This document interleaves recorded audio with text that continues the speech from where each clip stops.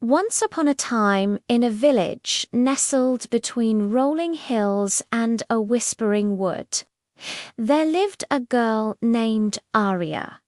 Now, Aria was a spirited girl with hair the color of spun gold and eyes that shone like stars. But she had one peculiar trait. You see, Aria never listened to anyone. One crisp autumn evening, as the sun began its descent and long shadows stretched across the village, Aria's parents called out to her from their cottage window. "Aria, my dear, come inside. It's getting late and you've been out playing all day. Besides, it's not safe to be out after sunset," her mother called out, her voice laced with concern. But Aria, lost in her make-believe world, didn't hear a word her mother said. Instead, she skipped towards the whispering wood at the edge of the village, a place her parents had warned her about countless times. "Don't ever go into the woods, Aria. It's dangerous," they'd say.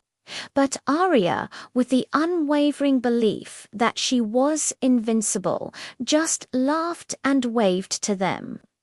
"I'm just going for a quick peek, Mama. Don't worry." As she stepped into the woods, the trees seemed to grow darker, their branches gnarled and twisted like the arms of angry giants. The air, once warm and inviting, turned colder, sending shivers down Aria's spine. A strange silence descended around her, broken only by the rustling of leaves under her feet. The playful whispers of the wood grew louder, forming words she couldn't quite make out. And then the light faded, plunging the woods into an eerie darkness. Panic began to rise in Aria's chest, squeezing her heart until it felt like it would burst. She tried to turn back, but the path she had walked in on had vanished. All around her the trees had morphed into menacing shapes, their hollow eyes staring into hers. Lost and afraid, Aria stumbled through the underbrush, tears streaming down her face. Then, in the distance, she heard it, a low, mournful howl that echoed through the trees. A wolf, she realized, and she knew from her parents' stories that the wolves of Whisperwood were no ordinary beasts. They were big and strong and hunted in packs. Suddenly, Aria wished she had listened to her parents. If she'd stayed home, she'd be safe and warm by the hearth, sipping hot cocoa and listening to her father's stories. Instead, here she was, lost and alone in the dark of Whisperwood, with a wolf somewhere close by, waiting to pounce. She ran, her heart pounding in her ears, her breath catching in her throat. But her foot caught in a root and she fell, scraping her knee on the rough bark of a tree. Tears welled up in her eyes, blurring the darkness in front of her. She felt so foolish. She was too scared to run away from home. And now she was paying the price.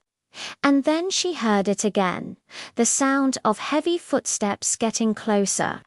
The wolf was almost upon her.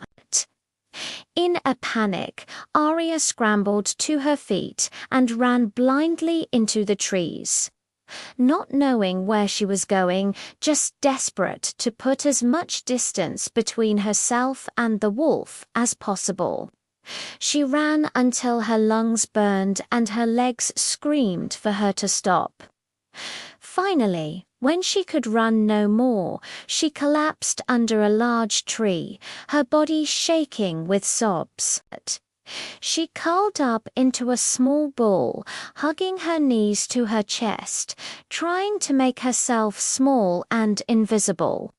But as the first rays of sunlight peeked through the trees, she knew she wasn't hurt and the wolf hadn't come back. Slowly, she made her way back to the village, her steps lighter, her heart a little heavier. That night, tucked safely in her bed with her parents by her side, Aria listened as the wind whispered through the trees outside their cottage. She understood now that her parents' advice wasn't meant to control her, but to keep her safe. And she knew that sometimes the greatest adventures are the ones we don't take.